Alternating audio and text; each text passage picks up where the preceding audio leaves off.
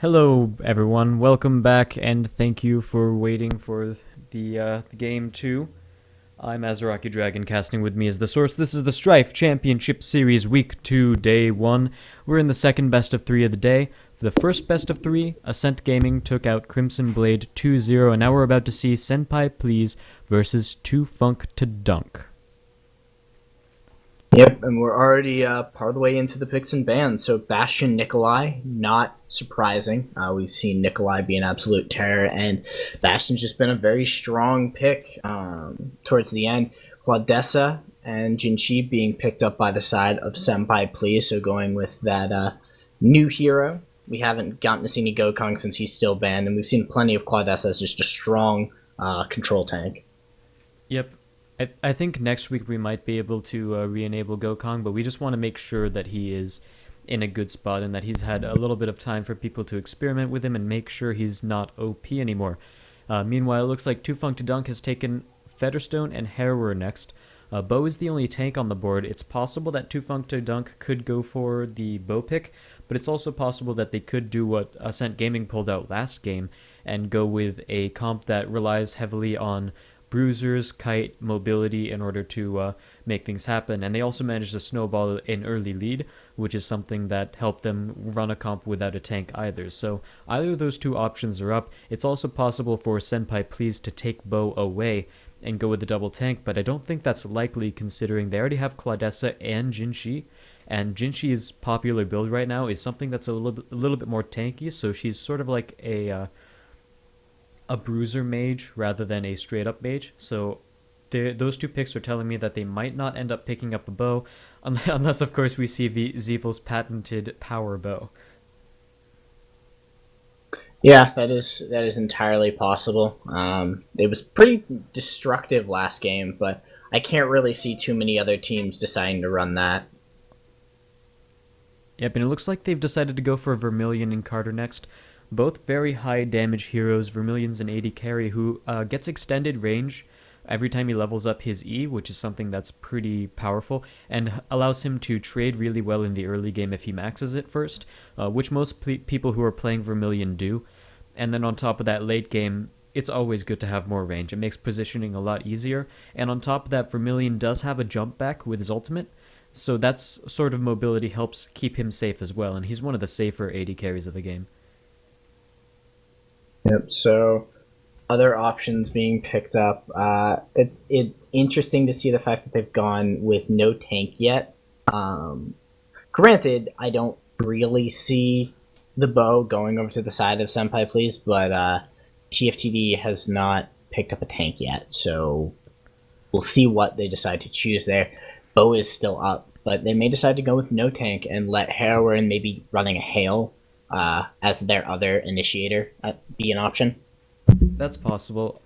Hail or Tinder, I think, are the two that they might end up running with Bow. So that's sort of a Bow Ray mid lane, Harrower bot, and we're going to see either Feder.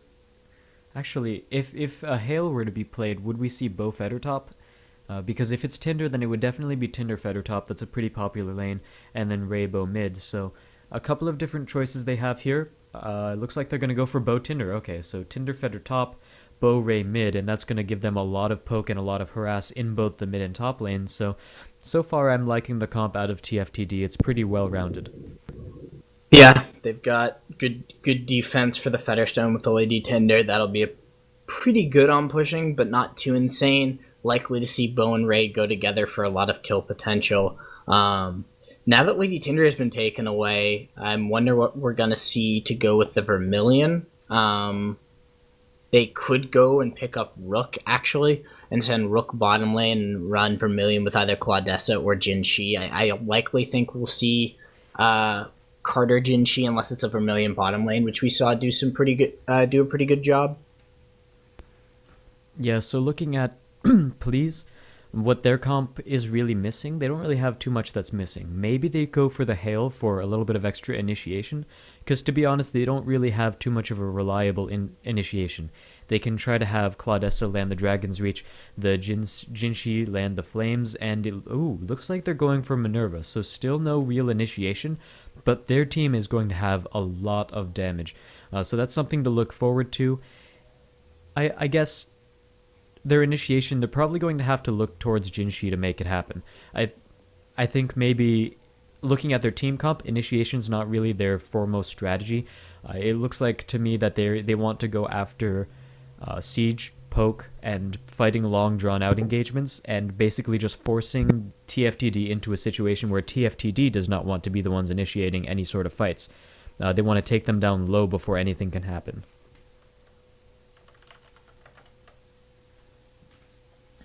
It's also interesting we're seeing so much more Minerva crop up again, and by so much more I mean in the last few games we've actually seen Minerva, which is something we don't see ever. So I think that's a little bit of what must be some sort of meta shift, or teams again. I think because there are more tanks available now, people feel as if they don't have to worry about running as many of them, so that's opened up a lot of possible bruiser slash assassin combinations. We saw OGC play Caprice last game, which is pretty uncommon as well. Yeah, a couple of pretty uncommon picks, and I think Senpai Please, let's see what they can do with Minerva. As we saw last time, Minerva actually managed to do quite a bit of damage to the backline carries of Crimson Blade when Ascent Gaming ran it. And of course, Ascent Gaming, they're known for running new things, and it's possible that there's just some new build that people have figured out for Minerva that makes her a little bit more powerful than she was before. But looking at the TFTD's comp, they have a couple of pretty good targets for Minerva. The main one that sticks out is Featherstone, because Featherstone doesn't really have an escape, and he also doesn't have any sort of reliable CC to make sure that he can get Minerva out of his face, whereas Ray has his stasis field. Indeed. So we should be getting into match momentarily. Both teams loaded in. Who do you think has a stronger team overall? I do personally kind of like the fact that Senpai Please is confident enough to run the Minerva again. Yeah, they're confident enough to run the Minerva. I'm not sure how well it'll work. I think in terms of straight up team comp, I'm probably going to give it to Tufunk to Dunk. They have just overall well-rounded team comp. They have really good objective control. They have a lot of pushing on Ray and Bo, and then you also have Lady Tinder for just using the Nature's Fury to help take towers, take Baldir, and all that. I think what Please need to do is they need to win the early game, and they've got some pretty good heroes to do that, and they've also got some pretty good roaming with Jinshi, Claudessa, and Minerva. Those three can roam really, really well, so I think for comps, I'll call it for TFTD, but Senpai Please, they might have something up their sleeve, something that makes the Minerva pick just shine really brightly. All right, so both teams into game. I want to talk a little bit about the push potential out of out of TFTD, because Hereward pushes pretty well. They have the Lady Tinder there, and Ray can push up waves very, very fast. Do you think we'll see them pushing more tower objective? Because although their team fight's okay, they don't really have the same kind of brawler. Okay, so you're breaking up a little bit. I'm not sure if that's something on, yeah, I don't know if that's something on your end or my end. Say stuff again, because I heard you that time. There we go. Awesome. I hear you now. Things. It's good. Oh no, you broke up again. So I take it you can hear me perfectly fine. It's just me that can't hear you all that well. Yes, my internet was going in and out, although seems to be fine now. Everyone in chat, hold hands, believe, power of friendship, all that good stuff. Indeed. So it's waiting. It's doing the same thing it did last time. It's trying to let me spectate, and it won't. And you're not. I'm guessing you're not going to go for the play-by-play of the getting back in a game this time.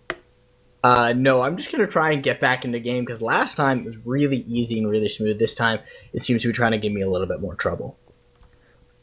Alright, well, we are in game at the moment, and so far we can see what these lane compositions are going to end up being. It looks like Blue Mango on Featherstone went for the pincer, so that's something that's been very, very popular recently, especially even on 80 carries. It's been really popular. The CC break is just pretty much invaluable to have. The only other thing I really see 80 carries pick up nowadays, well, there's two things. One is Bounder, which gives people a dash every few minutes, so that can be extremely powerful. And if you're playing Rook, I've seen Razor come into play really, really well. Actually, during the Ascent Gaming games, we saw, I think it was Tompus on Razor, pull off some really, really good jukes with the sort of invisibility dual, just the clone aspect of Razor. So that's something that you can also run as well. But Pincer is very, very strong. He gives you passive armor, and as I said, you get a CC cleanse, which is just huge. Alright, updates. Trying to get back in still. Alright, he's trying to get back in. Let's look at Senpai Please's side and see what they've decided to pick up. Senjugahara going for the tops. Sadonaka looking at Bounder, and Bounder's actually just going back and forth right there. I don't know what that is. But Brawlers have spawned, and looking at the lane combos, we have Vermilion, Jinshi top, Carter Claudessa mid, and Minerva is the bot lane this time. So I believe in the Ascent Gaming game, Minerva actually went mid. Yeah, Minerva went mid, so this is a pretty different aspect to see Minerva bot. Harrower is going to have a pretty good time if he can keep far enough away from Minerva once it gets to the point where Minerva's trades start spiking. Once she's able to dash in, do a bunch of damage, zap, and then get out. Couple of trades in the top lane. Pincer's going to do some retaliation damage, which is also pretty strong, and we've actually seen it kill a few people. In the mid lane, T-Fanks lands a really good stun onto Hogan. Hogan is dropped down pretty low. He's going to be forced under tower at about a quarter of his health, but no kills happen yet, and we're already seeing the amount of pressure Bo and Ray can put on a mid lane, and I think at this point they're just going to try to start pushing out while Hogan's at low health and just take advantage of the amount of pressure they have. Meanwhile, in the top lane, Sadonaka is going down pretty low.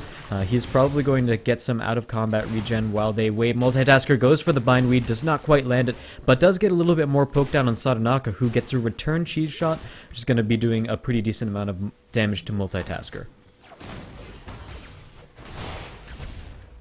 I'm taking that as a no. I can still be here, but I can't. Oh man, he's breaking up as well. Might have to solo this for a bit. Looks like Multitasker is going a little bit ham onto Senjugahara in the top lane once again, and they're going to dodge out of the flames, and Artemis in the bot lane is now being poked out a little bit. This is sort of one of the points where Harrower thrives in this matchup. When he gets the thing is, Harrower has ranged auto attacks, which is really good for early levels. He's going to be able to pressure very well on the early levels, but Minerva gets power spikes with abilities. So once Minerva gets a few more levels, she's going to start being a little bit more powerful. The pincer return damage there doing a lot of damage to Artemis. He's actually going to be forced out of lane, which is pretty huge, and it's going to give Razenkage really good advantage down in the bot lane.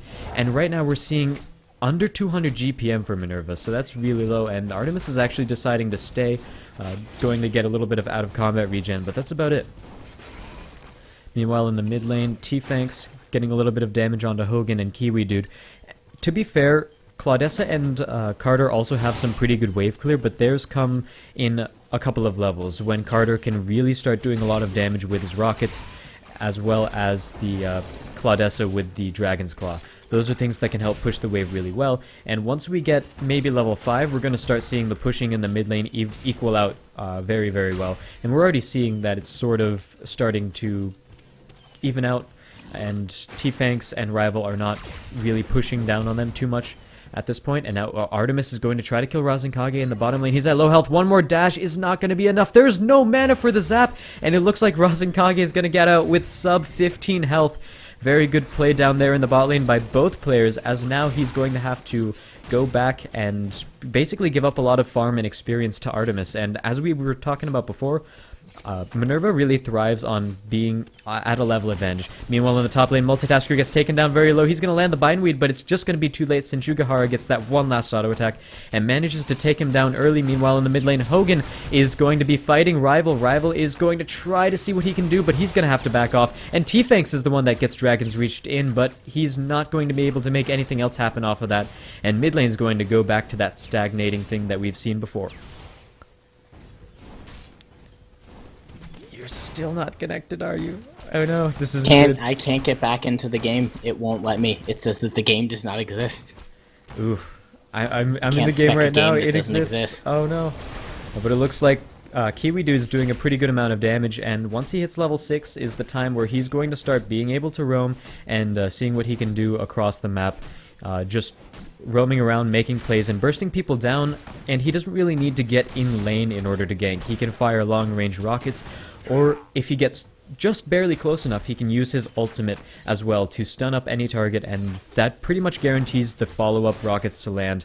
Multitasker definitely looking for a Bindweed up in the top lane. We'll see what he can do about it. It is going to hit onto Sadanaka. Very good play right there. He gets taken down really low, but Senjukahara steps forward and takes the shield damage from Blue Mango. Very good clutch play right there by him. And meanwhile in the mid lane, Hogan goes down to Rival and T-Fanks. Very good pressure that they're putting on down there. And in the bot lane, Artemis and Razenkage are going at it once again. But so far, TFTD is looking pretty strong. They have a...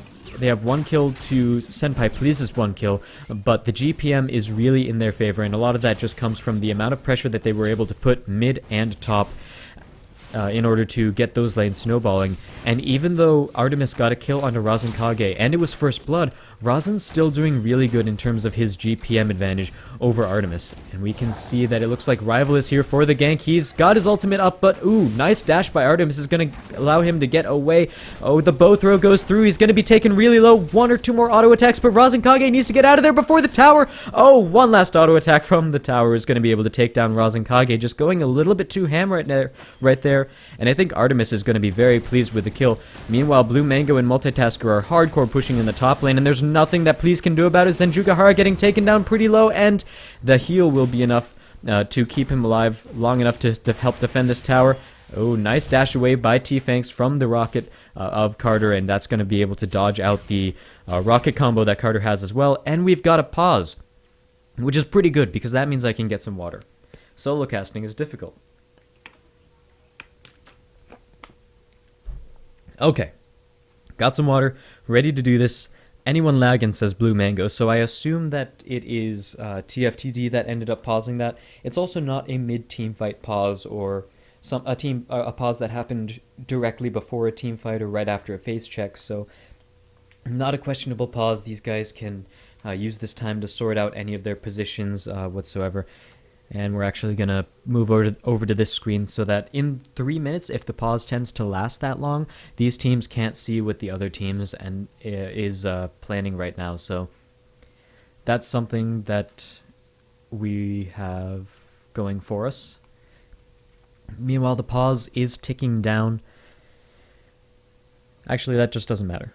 Right, because even if the bar goes all the way down on the pause, then these guys can still wait it out as long as they want, and since it's a competitive game, I don't think anyone's going to be that guy and unpause it forcibly.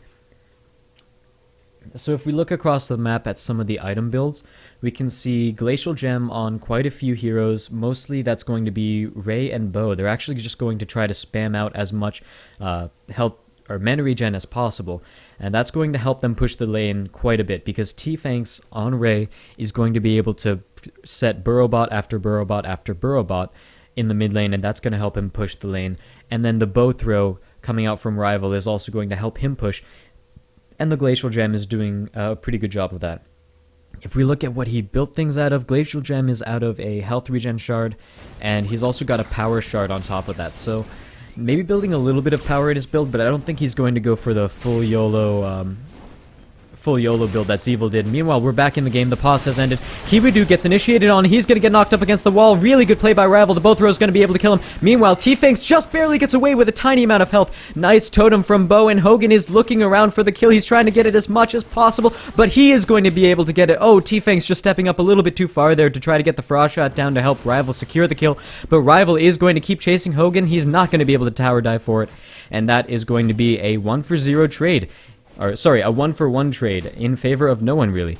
And meanwhile, in the top lane, Senjugahara is still getting pushed out. Rasenkage actually gets the kill onto Artemis. Level 6 power spike of Harrower is just a little bit too much for Artemis to handle down there in that bottom lane.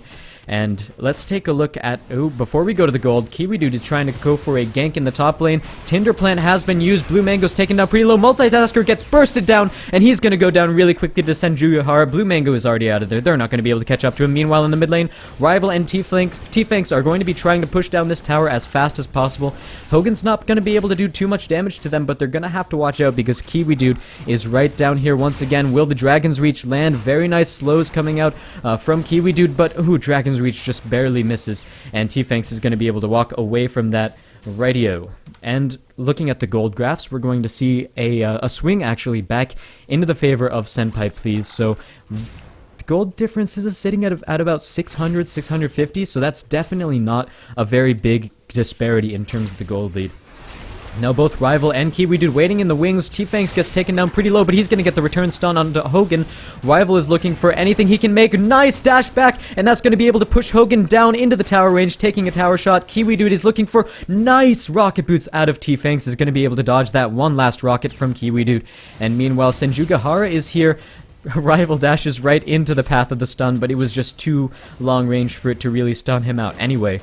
And you know, that actually brings the gold lead, I think, back into Two Funk Tadunk's favor. So really good plays by them to sort of bait out that kill a little bit. Meanwhile, in the top lane, it looks like they've managed to take that tower. Again, Multitasker has been doing a very good job of keeping pressure up there in the top lane and using the Nature's Fury whenever he can in order to get map control and get those objectives down as fast as possible. And with that, they're going to be able to start rotating around the map. They can push up the top wave farther than they normally could. They can push it all the way back to this tower right here, and then it's going to take, you know, about twice as long for the minion wave to actually reach back to their own tower. So that's something that can end up giving them quite a bit of map control. In the bottom lane, we see T-Fangs and Rasenkage right here. Kiwidude's waiting in the wings, but nothing is going to happen right there. Senjugahara and Sadanaka are going to try to re-push out this top lane.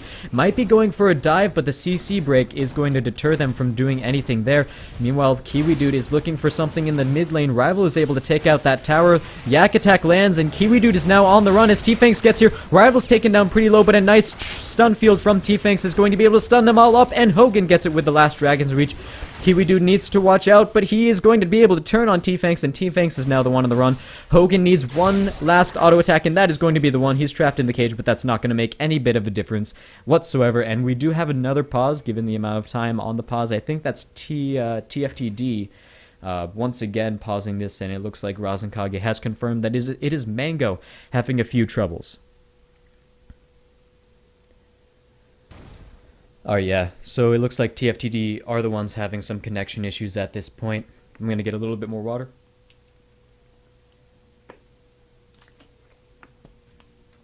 And back to being ready and hydrated to solo cast.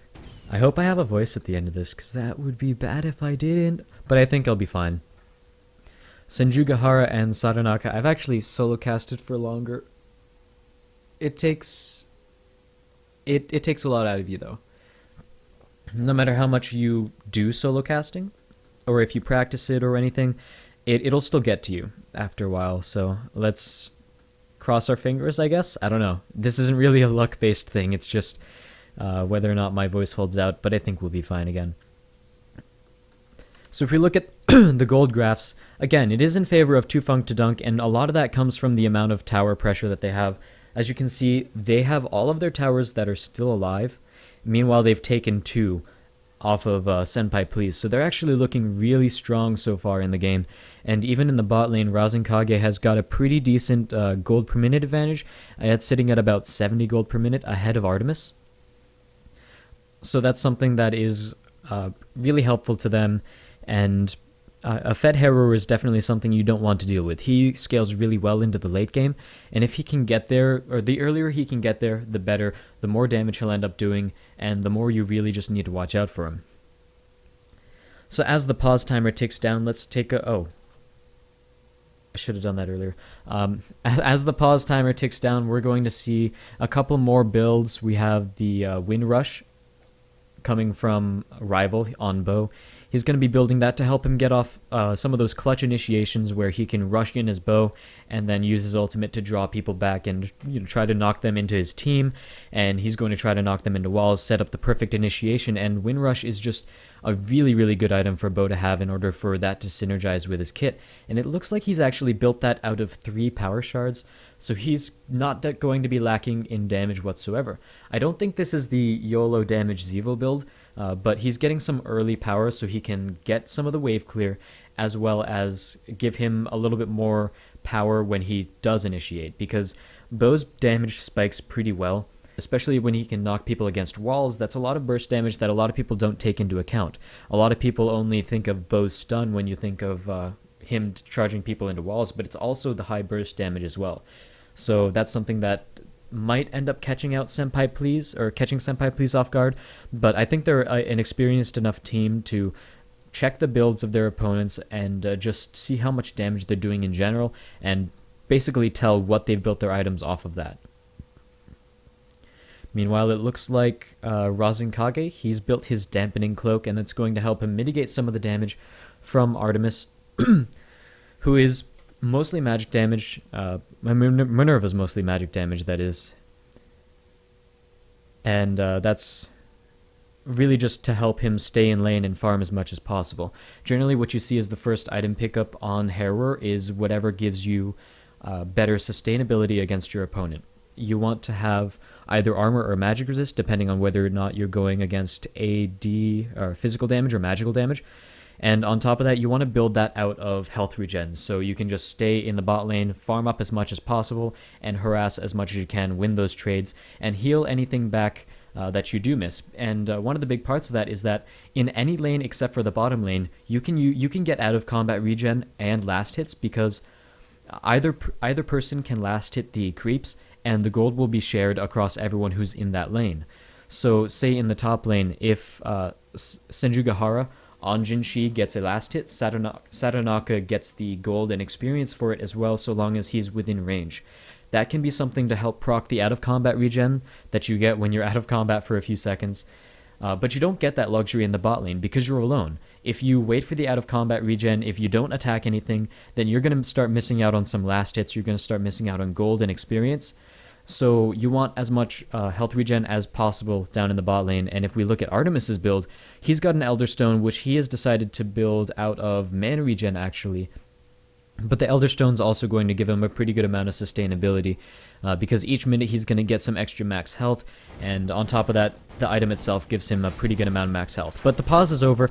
We're going to be able to go back into game, and we're going to see Razenkage just get a bunch of damage down on this tower. And we saw him win a duel against Artemis before, so I don't think Artemis really wants to try to duel him down, although maybe he could be a little bit more aggressive down in that under turret play. Meanwhile, in the top lane, Senpai Please took the tower, and that's going to be able to set the gold a little bit further back into there. Actually, it's going to pretty much even out the gold difference, which is pretty big for them, and they're going to be able to force more engagements off of that with the gold that they have.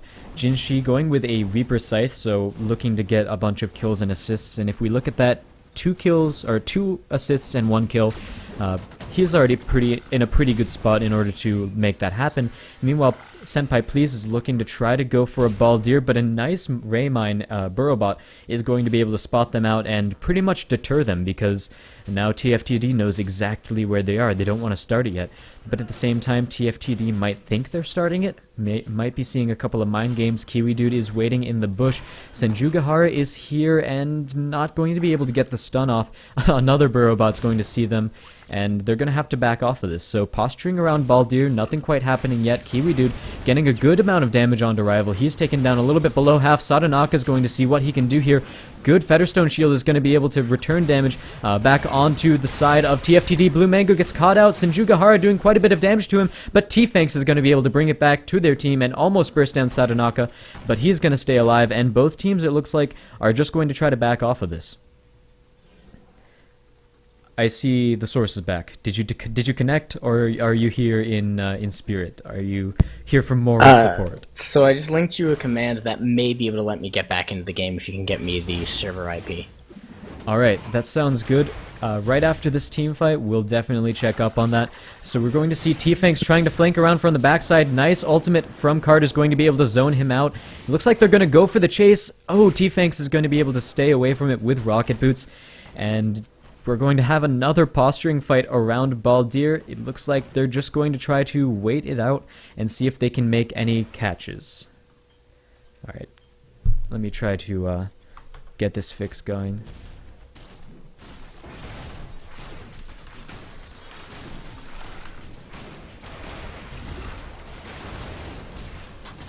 Alright, we're hearing some action happening right now. The Baldir pit is getting quite a bit of action as Blue Mango and Rival get taken down pretty low as they're trying to finish the Baldir. They're going to be able to take it, but at their cost of their lives, as Rival and Blue Mango end up going down for the trade of that Baldir. So 2 kills for a Baldir. Pretty, I think, even in terms of gold. I think that might actually be in favor of TFTD. And the gold difference is still pretty much exactly even, so now Senpai Please is going to be pushing down the mid lane. And let's go back to trying to get you this this code right here. You need the game server. Let me copy and paste that real quick. I hear action in the background. I need to do this quickly. Oh, and it looks like they're going to be trying to siege down this turret, and they're going to be able to take it without too much contesting right there. Multitasker and T-Fanks just didn't have enough wave clear / damage to take that out. And there you go. I have given you the print server connections thing, and I'm going to be able to go back to possibly duo casting. Will my beautiful partner, the Source, be able to cast with me again? We'll see, but first we have Kiwidu trying to make something happen down in the bot lane. Rasenkage is going to get ulted by him, and there's a lot of burst damage, but he's going to CC cleanse it and dash around the rockets. Really nice play to avoid all that damage right there. Artemis is going to warp boots into it, but he's not going to be able to save his friend. Kiwidu goes down, and Rival is now the one being chased out of the fight. One more auto attack, and he's going to be going down to Artemis as well. 2 kills onto Artemis on Minerva. That's definitely not what you want to see, and Minerva is now 2-0-1, so that is 2 kills and 1 death. Definitely not the place you want an Artemis to be, and it looks like Rasenkage is going to be taking a little bit of damage. Multitasker misses the bindweed, and they're going to go back to just sort of farming out the waves. So how long do you think that's going to take? No time at all. SMD is a god. SMD is god. Thanks, thank you, SMD. Shoutouts for the fix that you guys are able to provide us. Now we know the permanent fix, as Hogan's actually going to walk around the corner, gets hit with a bindweed, needs to be careful, but is able to force both Rasenkage and Multitasker away from himself. So when you actually look at the game and the graphs and figure out what's going on. Oh yeah, the game has been back and forth this entire time, and Senpai Please have actually been able to take back the gold with a couple of kills that they've secured over the past few minutes. So they're looking pretty good so far. Sadanaka might be getting caught out by Rival, though. Yep, he is going to go in, gets off a nice ultimate right into the wall. Sadanaka dashes away, uses the ultimate, tries to get out of there, but that's going to be the slow coming in from T-Fanks, and a nice kill pickup for Blue Mango. Meanwhile, in the bot lane, looks like an ultimate had been used. I thought I saw, it must have been Rasenkage who took the ultimate from Artemis. Now the step forward, they do get the slowdown. Out comes the Nature's Fury to try and defend on this tower. Whoa, Rasenkage gets a shield from Multitasker and is able to dash out of that Dragon's Reach, did not get pulled back out. And there'll be a nice defense there, although Kiwidu is coming in looking to possibly send some rockets over the wall, hits the Rasenkage, he's going to get very, very low, and then Nature's Fury is almost down. Out comes the ultimate, that imminent boom is going to miss Rasenkage by just a little bit. Bindweed lands on the Hogan, but this tower will go down in favor of Senpai Please, and that shouldn't be too much of a problem for them. Yep, they are going to trade that for a Baldir on the TFTD's side, so the gold is going to sit at about the same for that trade, but you really have to take into account the amount of map pressure that Please gets off of that play, and they're going to be able to pressure the bot lane much more than they were before, and they're going to be able to send the minion wave down there more often as well. Senjugahara waiting in the bush to see if there's anything he can catch out, but it looks like he's not going to be able to. They're just going to take some vision and maybe bait out a fight. And out goes the Dragon's Reach. That's going to miss both Multitasker and T-Fangs. Multitasker throws with the Bindweed, does not connect. Both of them should be fine since Jugahara and Hogan have backed up, and now 4 members for TFTD have grouped up in the middle of the lane looking to find some sort of target. Right now, with the way the towers are, they're going to need to either make a play in bottom lane or look to find an objective, possibly Sindara, since they picked up Baldir recently. Yeah, Sindara, I think it's definitely at the point in the game where both of these teams are going to have to start fighting over Sindara, but I don't think any team's going to try to sneak it. It's definitely going to come down to an engagement as to whether or not someone can take that down. In terms of the tower score, we see that the bot lane tower is still up for Senpai Please, whereas there is no outer tower up for Tufunk to dunk. And actually, oh no, that was just a minion. I thought the top lane tower is still up, but no, it is not. So tower advantage is slightly in favor of Senpai Please. Multitasker's going to land a Bindweed, but there's no one really around to capitalize on that. He's just doing that to try to annoy his opponents and get a little bit of wave pushing. Yeah, a bit of aggression up on Senjugahara. Razenkage in the top half of the map is going to get closed in on. Santanaka shows up, gets a little bit of slowdown. In comes Senjugahara. He should be able to get off some CC. They're going to land the Dragon's Reach and the Everthirst Flame. That's going to be a kill pickup for Santanaka. Oh, Artemis with a nice juke out of the stasis field.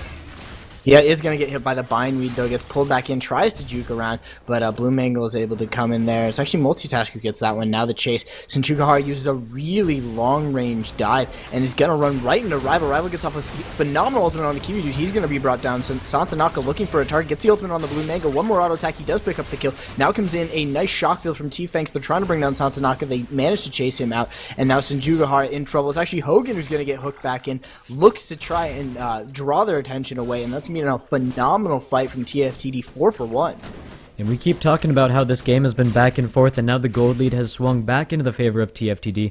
Only about 2,400, however, so they're not in an extremely comfortable lead. They're going to be able to get one major item ahead of Please, but that gold is shared across the team, so a couple of components each person, but that might be enough to swing some of these fights. But we're going to have to see how the positioning really plays out, because that's been how a lot of these fights have gone. Whichever team has the better positioning, whichever team can get the initiation they want, is generally the team that ends up winning a lot of these fights. And for Senpai Please, their initiation isn't so much a hard initiation as it is Kiwi Dude poking down someone, or Senjugahara landing a long-range stun, or even Kiwi Dude going for his ultimate to try to initiate the fight as well. There are a lot of things they could do that don't necessarily involve jumping in and using an AoE stun. Yeah, needs to be careful. Senjugahara, he was taking a lot of damage on the top end of the map. Now looks like Kiwi Dude sneaking around the side looking for something. Dragon's Reach is going to miss. They still step pretty far forward, bring down the healing totem from Bo, and Bindweed lands onto Artemis. That's not going to really result in anything. Now Rival going forward, looks to try and find someone. He's going to find Hogan, gets a knife both through the entire enemy team and an ultimate, but it pushes the targets away. He's going to get singled out there a little bit. Nice Dragon's Reach back onto Razenkage. Now Artemis coming back into the fight from the side. He's going to look to find somebody, but they're fighting in the bush, and that's reducing the amount of vision. Artemis goes down. Santanaka picks up Rival, though, and now looking to get on the Multitasker. A phenomenal Jinshi ultimate from Senjugahara picks up two, and now he's going to continue the chase with Kiwi Dude. Kiwi Dude looking to get off a snipe rocket, needs the clear line of sight, and actually they just decide to push out the waves. Do a great play there by Senpai Please. That ultimate from Senjugahara, that fire starter, was phenomenal. Unless T-Flanks and Razenkage can pull something really huge in the next few seconds, they're definitely going to be able to take this tower down, and that's going to be the first second-tier tower of the game going down in favor of Senpai Please. Looks like they're on the chase. Senjugahara does have his jump up, so if he wanted to, he could try to catch out Razenkage. Doesn't look like they'll go for it. They're just rotating around for a Baldir, trying to rush that as much as they can before the spawn timers allow TFTD to respond to this, and it looks like they're going to be able to get this as well. Yep, there's a bunch more free gold in their favor, and they've already got Artemis pushing out the wave in the bottom lane, so although that tower did go down to those minions, they're going to be able to get push out the wave there, but it's going to be an instant call to make the Sindara play from TFTD. They've got the Nature's Fury. They should be able to take this very, very fast. It looks like Hogan seems to know what's going on and is rotating in. It's already down at half health, and they're still missing 2 to 3 members from Senpai Please. Now nice Dragon's Reach is going to pull a number of targets away. In comes Jinshi, a phenomenal ultimate there. by Rival is going to keep them out of trouble, and they do pick that one up. Now T-Fangs comes in from the side. Hogan is going to go down. Blue Mango makes a nice play there. It winds up being a 1-for-1, but that's a great Sindara pickup for TFTD. Yeah, 1-for-1 plus Sindar is definitely in favor of TFTD, and this is going to be able to help them get that long-awaited push that they really need. They're probably going to be able to take this tower as long as they group up around Sindara, or the Krytos, effectively. And to be honest, looking at Please, it doesn't seem like there's enough wave clear for them to really deal too well with the Krytos before he actually gets there. They're going to have to try to meet it out pretty early on and see what they can do with Carter's rockets, because that is the wave clear that they have. Any sort of wave clear is going to come out of Carter. Maybe if anyone else gets into melee range, but when you're getting into melee range against a team that's pushing with Krytos, it can be really, really dangerous, especially seeing as TFTD is already grouping up as 5. They definitely want to protect Krytos, and they know that this is one of their big chances to get a global objective. Yep, so they've got most of their members pushing up. That's going to be Vision for Rival, so he's looking to find someone moving in from the side. He's going to walk right into Senjugahara. There's the Everthirst Flame, full burst combo. Can they finish the job? He's actually still alive, gets off the ultimate, pushes a number of targets back, but he will now fall. In comes Artemis. Can they find a target? There was a missed Bindweed, so Blue Mango is under complete aggression. He does get brought down. Now Rosin Kage getting chased out to the top side of the map. It looks like Artemis is going to continue to chase him, and Krytos goes onto the tower, but they don't get anything for that. So now Artemis, can he find a target? T-Fangs comes in to body block out Faraz and Kage, just zone away Artemis. Bindweed goes through and doesn't land on anything, so that was a great play there by Senpai Blues. Yeah, Senpai Please really showing how well they know the game. They all waited in this bush because they know that one of the greatest parts of Bo's kit is being able to flank around the enemy team and push them into your own team. And they knew that Rival was going to want to do that as much as possible, so they knew he was going to rotate around through that back brush. They all waited there, and even if they didn't get the kill, they would have still managed to stall TFTD long enough for the other members of their team to burn down Krytos. So overall, it was a really good play by them. Yep, so they were able to stop the push, giving them a little bit of breathing room. Gold graph wise, things aren't too far in their favor, though. They're only at about 2,000 gold, and Baldir is now up, so this is likely to be the next fight objective. And Jugahara goes in with the jump, which is a pretty long cooldown. Ooh, a lot of damage on the T-Fangs. Some good rockets come out from Kiwi Dude. He got those long-range snipes going, and they've started the Baldir, so they're going to use Hogan to try and zone out. Gets hit with the Bindweave, but doesn't run into too much trouble. On the upper ground, Artemis runs into Rival. They're dueling a little bit, but not too much, and now Senjugahara is able to take that away pretty much for free. Yeah, Senjugahara is playing a tanky Jinchi, which allows him to get a decent amount of neutral objective control in Sendara or Krytos. He does quite a bit of damage to them, as well as tanking it up pretty well. Rival gets bursted down. Ooh, there's going to be a nice Dragon Reach back on the multicaster. In comes the Rocket. He is going to fall. Nice play there by Saltonado. It's actually Kiwi Duty picks up that one. Tower does go down. Blue Mango was able to step up and finish that one off. But now they're down a member, and they need to be careful. Senpai Police could use this as a push. And also, I believe Sindar is not going to be up again for another 2 minutes or so. So it's likely to just be a tower push. I like the play calling on Senpai Please. The shot caller is pretty on point. Oh, that's going to be a Dragon Reach back on a Blue Mango. Instant comes the Everthirst Flame. That's going to be 1 kill. Can they get T-Fangs as well? Doesn't look like it. And actually, no, Artemis goes in from the backside of the tower off of the high ground, picks up the kill for free. That's going to be that tower going down. And that's going to be a 3-for-0. Now, Rousing Kage needs to be careful. Is going to get Hex Banned out. Takes a lot of burst damage. They're going to continue the chase. Everthirst Flame comes in. That's going to be a nice stun. Their slow is there, as well as the Everfrost Charm. And that's going to be a double kill going over to Minerva. Yeah, as I was saying, Senpai Please is showing some really good shot calling. As soon as their tower went down in the mid lane, and they got that pick, they knew that it would only be worth it for them if they were to take something in return, right? Because even if they made that 1 kill, the only thing they could have done to make that kill worth it, since they lost a tower, was to take an objective of their own, and that 1 kill gave them the amount of map pressure to just force down mid. And someone called the rush. Someone said, all right, let's all just push down mid right now. We can take the tower. That's exactly what they did, and Artemis had a great flank in the back, able to take down, I think, 2 targets during that fight. and that's a lot of extra map control that Senpai Please just got out of that mid lane tower, and that makes 2 lanes where TFTD is pushed all the way back to their base. So they're really going to be looking to be on the back foot at this point, and that Syndara that they got earlier just didn't do as much for them as they would have wanted. Yeah, so Senjugahara almost got hit by the bindweed from Multitasker. He's had a really good game. He's doing a lot of damage. Is 3-13-0, so clearly making the plays. Oh yeah, looking at the score, 3-13-0 is a very good score to have, and we sort of see that on a lot of people for Senpai Please. We see a 3-10-0, 3-10-4, 3-14-3. Looks like an engagement might have almost happened, but they're just going to back off from this. Senpai Please is trying to use that higher ground to their advantage. And here comes Syndara. It's about to be up, but they really need to watch out because Senjugahara and Satonaka are both in the top lane, and they're getting ready to push this down. It looks like TFTD does not want to trade a generator for it, but it might be too late.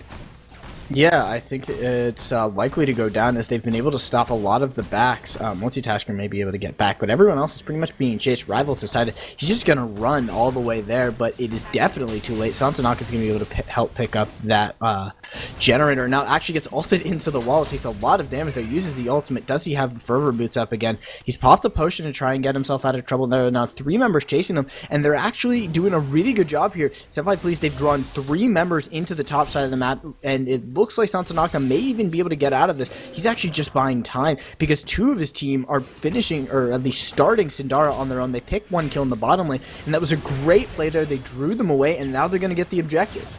Yeah, for the most part, I think that was just the wrong call for TFTD. At that point, they should have either backed off sooner or just rushed the Syndara instead, because with the amount of time they waited, even if they would have gone back, they wouldn't have gone back in time to stop the push from Senpai Please.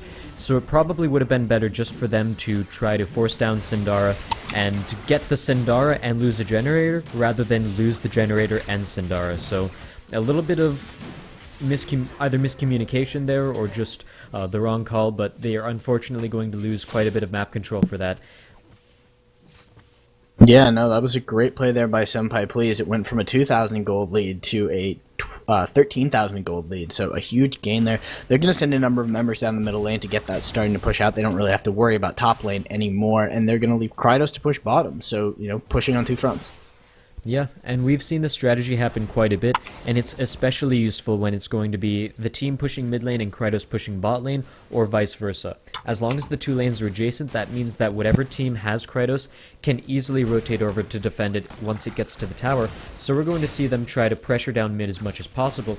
And if, say, all 5 members of TFTD rotate down, it's possible that Please, if they have the minion wave, can just go up and kill the generator rather than try to help out with the Krytos push, especially since Krytos is going to be stalled at the inner tower before he actually manages to make it all the way to the generator. I thought I was gone again. I thought my internet went out. That's okay, we know the fix though. Oh, Multitasker gets 100% bursted down as he gets caught out. That was just some really good CC by Satonaka right there, on point with the reaction time on his ultimate, and that catch forces a 4v5 situation, and the 5-man team has Krytos as well. This is something that you definitely don't want to see if you're TFTD. Yeah, no, they're in some serious trouble. And looks like Krytos gonna be able to disable the wow, you are breaking up right now again. Sorry for a little bit of that, but we're going to see them continue to push down over here. Rival gets an ultimate onto Satonaka, but doesn't push him into the wall for the stun. He's going to keep going for the kill. Senjugahara is here to help him out, however, tries to land the stun, does not quite get it though, and Rival is now on the back foot. Meanwhile, in the bottom lane, they're going to be trying to pressure out this generator as much as possible. Hogan goes in for it. Blue Mango gets stunned up by the ultimate from Kiwidu, and he's going to get taken down. Hogan and Artemis get stunned up by Ray's stun field, but it's not going to be enough, and Rival gets Hexbane. That's certainly going to be the end for him, and now it is a 5v3 situation, pushing onto this next generator. Yeah, they should be able to bring this generator down pretty quickly. Rasenkage is there, though. He's going to go into Senjugahara. Out comes a nice bindweed, and they actually do pick up that kill. Rasenkage steps away from that. Yeah, he's going to be able to step away, and he's only got about a quarter of his health. Gotta watch out for that. Oh, nice dash out of there to just barely avoid Kiwi Dude's rockets and prevent that kill from happening. So, Lady Tinder's Nature's Fury is going to help them survive this wave and clear out the minions that were pushing down onto the mid generator. But that makes 2 generators down for TFTD, and they're going to have to really just win a team fight in order to get back into the game, because if they take 3 kills, then you still run the risk of Senpai Please being able to backdoor the generator like we've seen a lot, or backdoor the generator and then the Crux, or maybe go straight for the Crux, but it's got a full shield, so it's probably more viable to go for the generator first. But we've seen a lot of teams do cheeky plays like that, and I think we actually saw Ascent Gaming end a game in a similar fashion.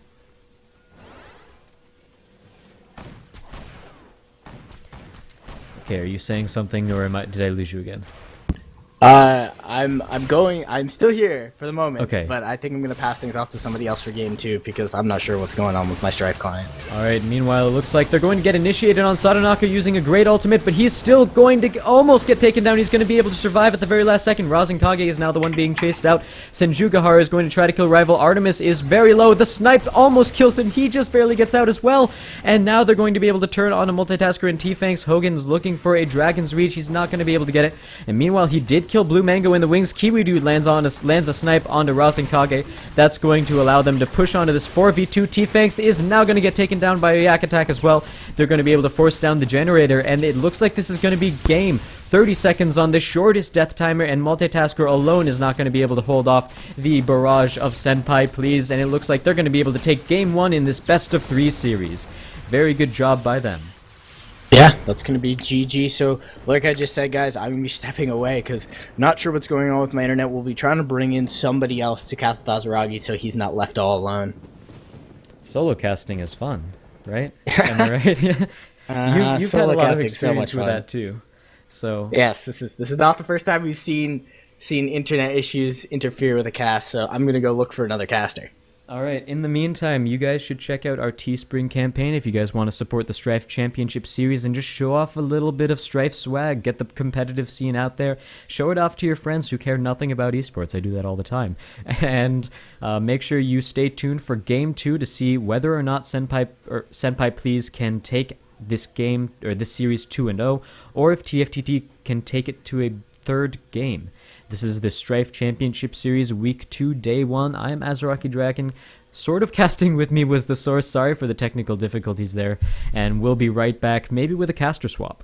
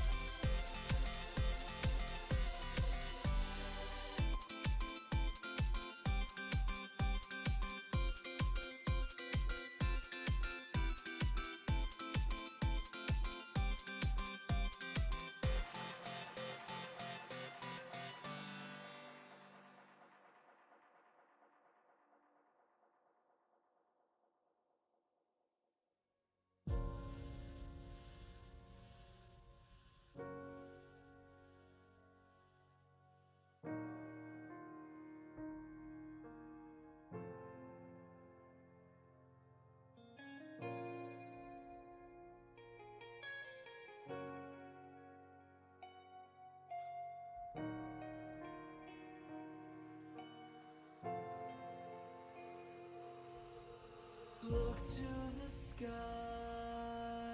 out to the stars. Believe what you find, no matter where you are.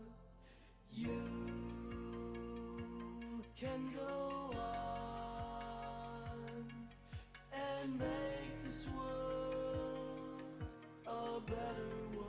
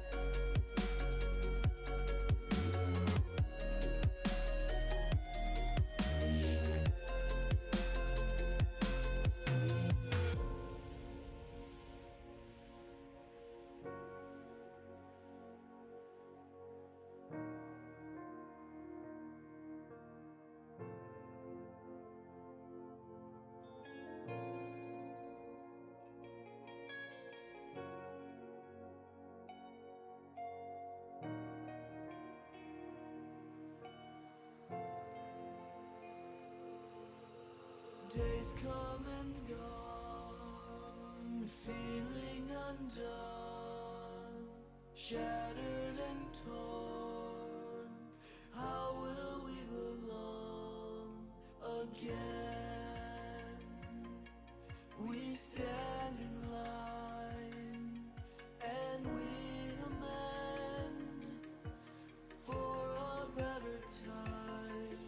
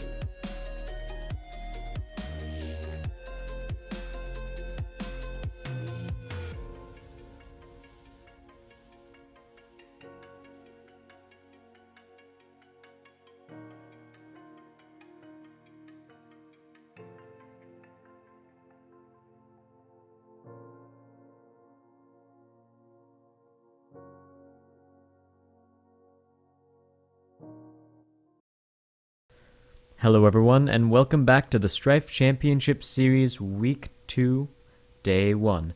I'm Azaraki Dragon. Casting with me is Filibuster Fox now, the master of hype. How's it going today? Well, I'm fine. How are you today? I'm doing pretty well myself. So far, we've had some pretty good games. The first couple of the day were Ascent Gaming versus Crimson Blade. Ascent Gaming took that 2-0, but Crimson Blade had some pretty nice plays there as well. The first game between Senpai Please and Too Funk to Dunk, which is the game we're currently which is the matchup we're currently watching, had a little bit of swaying back and forth in the early game, but during the mid game, Senpai Please had some really good rotations, and they were able to take the win overall. And we're about to get into game 2 to see if they can bring it 2-0 or if TFTD can force a game 3. I'll let you go over the bans, especially that first one there. Well, I'm sad to see it, but it looks like the first ban was Claudessa, my favorite champion personally, and one of the strong 4 tanks of the game, Claudessa, Nikolai, Bo, and Bastion. Usually they're the ones getting banned out in these matches. As you see, the second ban, of course, Nikolai the second of the four tanks, leaving only Bastion and Bow as the primary tanks for these teams to pick up, which they have.